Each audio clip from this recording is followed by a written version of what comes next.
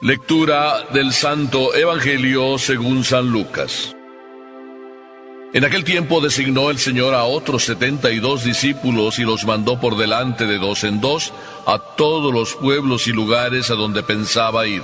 Y les dijo: la cosecha es mucha y los trabajadores pocos.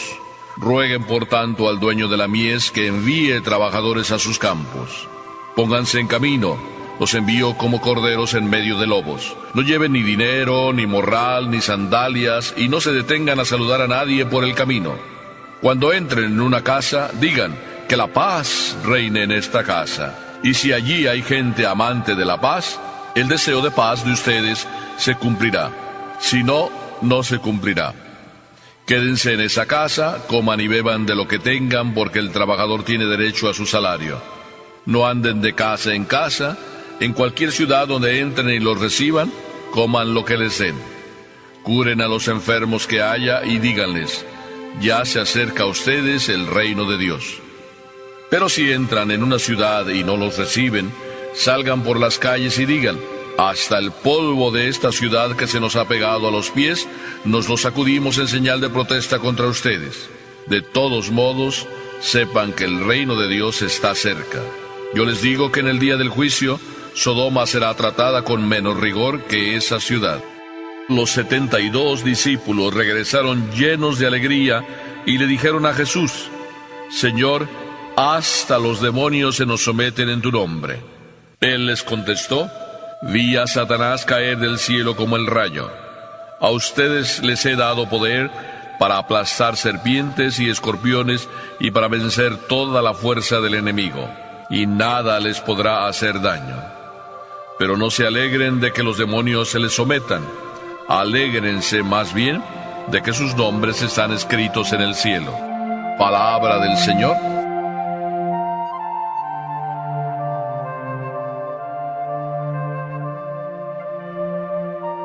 Jesús es verdaderamente profesional.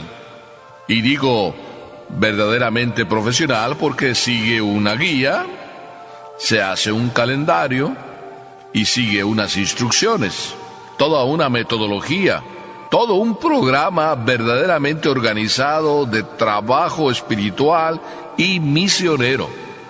Conocí a unos compañeros míos misioneros y verdaderamente maravilloso, puedo decir, es su trabajo sacrificado, heroico, porque empezaron a abrir camino en tierras salvajes, con indios casi todos ellos desconocedores del Evangelio, abriendo caminos, sí, en la selva, tratando de construir iglesias, y no solo eso, tratando de encontrar los pueblos perdidos también en medio de la selva.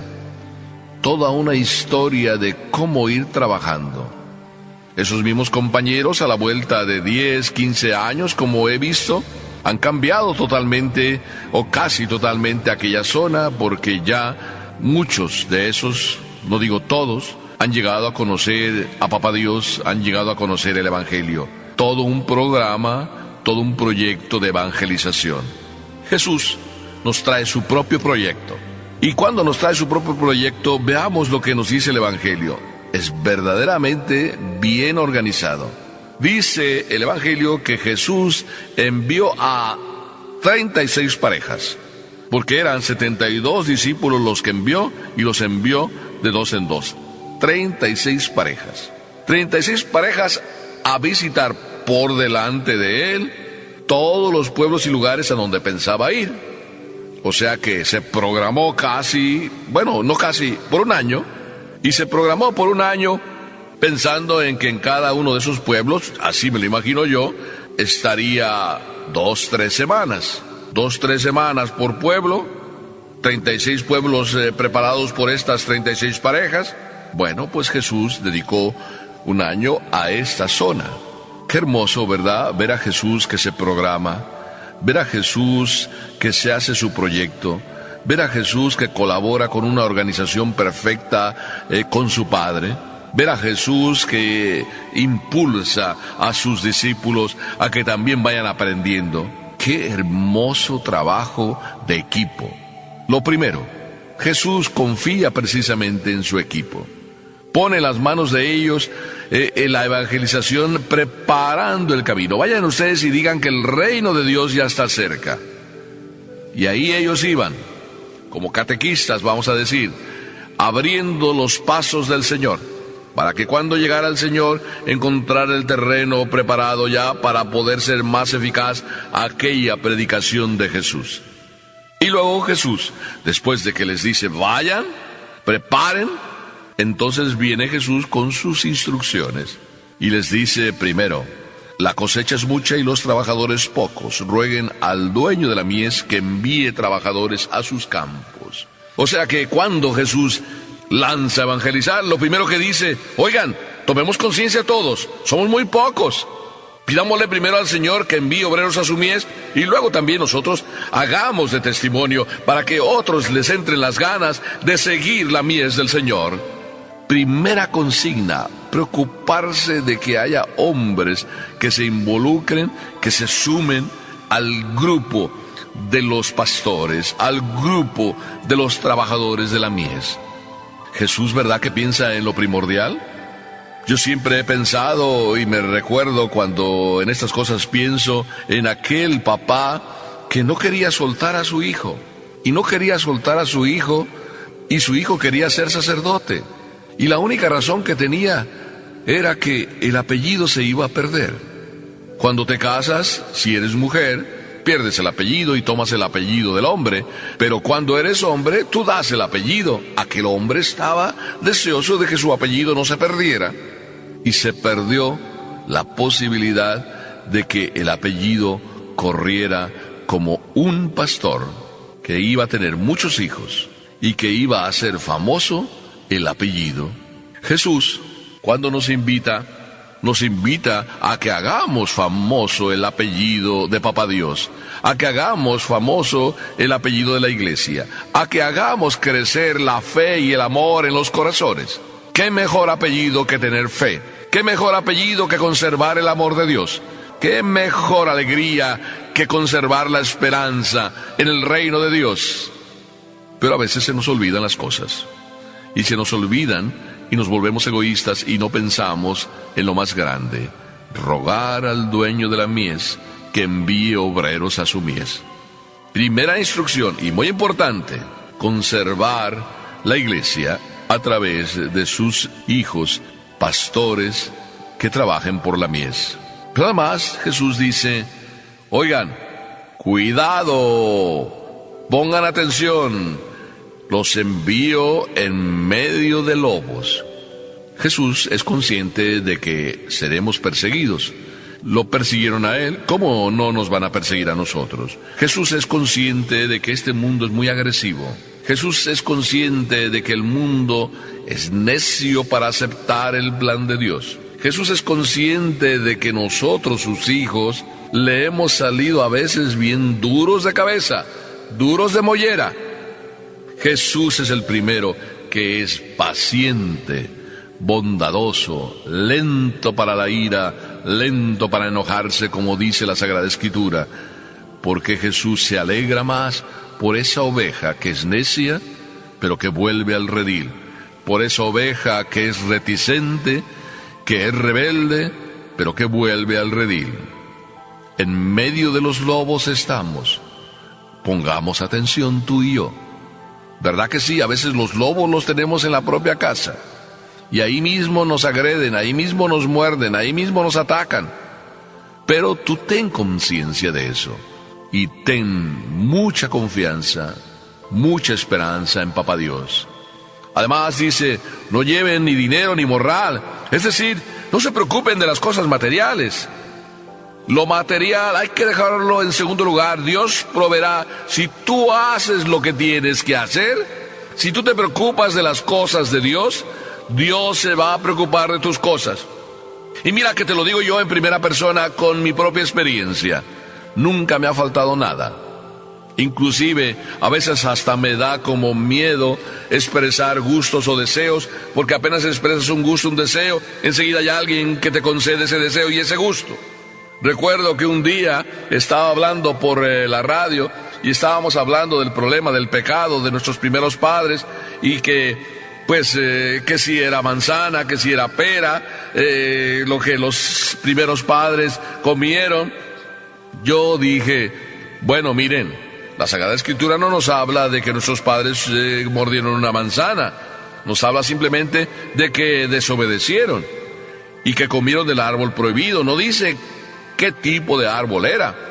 Pero yo dije, pero si se trata de manzana, no, pues yo más bien a lo mejor preferiría que fuera un mamey. No pasaron muchos días y enseguida yo tenía un mamey en mi casa. Así es, cuando tú expresas un deseo, la gente siempre te atiende, porque si te preocupas de las cosas del Señor, el Señor se preocupa de tus cosas.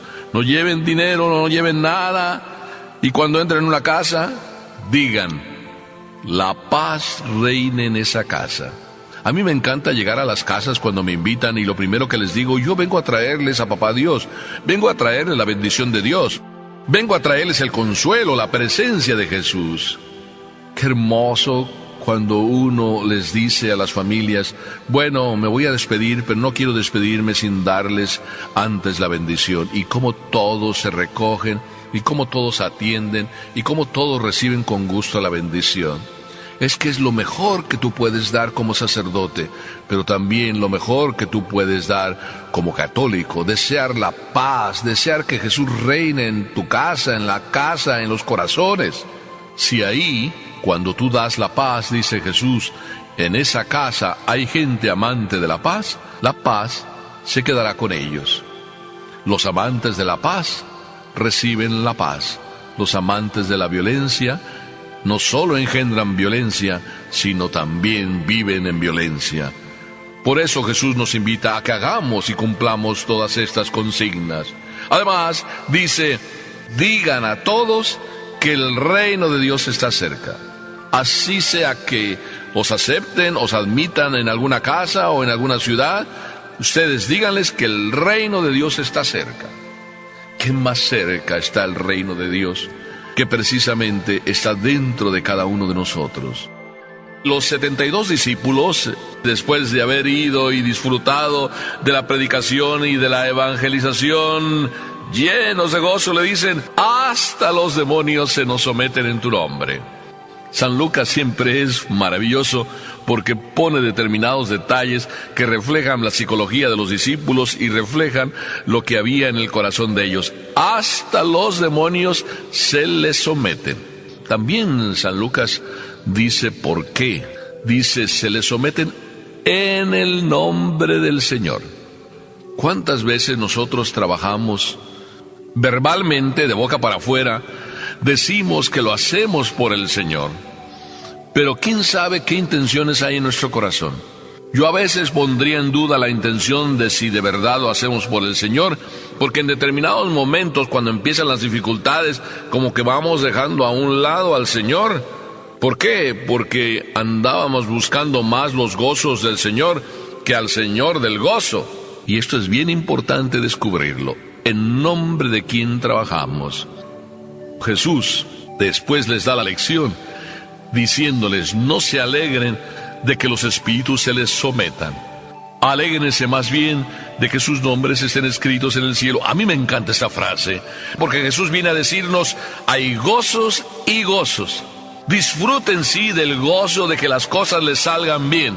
Pero viene a decirnos: no se queden en la búsqueda de los gozos que les da estar conmigo. No gocen solo de estar conmigo, sino gocen del hecho de tenerme a mí y disfrutar de mí. Hay gozos que llevan a otros gozos. Por eso cuando Jesús dice: alégrense más bien de que sus nombres estén escritos en el cielo, viene como a decirnos: no te quedes en los medios, no andes disfrutando solo de las cosas materiales, aunque yo te las he dado para que las disfrutes, sino que a través de ellas tienes que llegar al otro gozo, al gozo de disfrutar de Dios para siempre en la otra vida. Qué hermoso lo que Dios nos dice. A caminar en esta vida se camina con la mirada puesta en el cielo. Eso es lo que cada misionero, eso es lo que Papá Dios vino a traernos: el reino de Dios. la vida del amor, la vida de la gracia.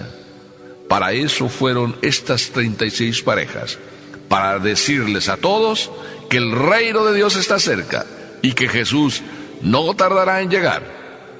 Que nosotros también digamos a la gente lo mismo: el reino de Dios está cerca, Jesús no tardará en llegar, no te lo pierdas. Amén.